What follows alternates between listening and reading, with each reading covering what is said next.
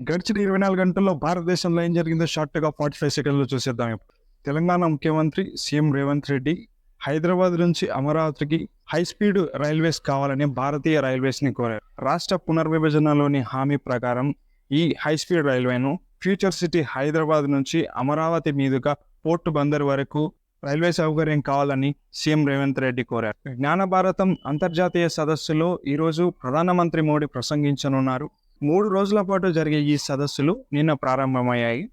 ఈ సదస్సులలో విద్యావేత్తలు, వారసత్వ సంపద పరిరక్షకులు పాల్గొననున్నారు మరియు కొంతమంది మేధావులు పాల్గొననున్నారు. భారతీయ తాళపత్ర గ్రంథాలలో ఉన్న జ్ఞానాన్ని పునరుజ్జీవింపజేయడమే ఈ సదస్సు యొక్క ముఖ్య ఉద్దేశంగా తెలుస్తుంది మనకి. వైష్ణోదేవి యాత్ర 19 రోజుల తర్వాత తిరిగి ప్రారంభం కానుంది.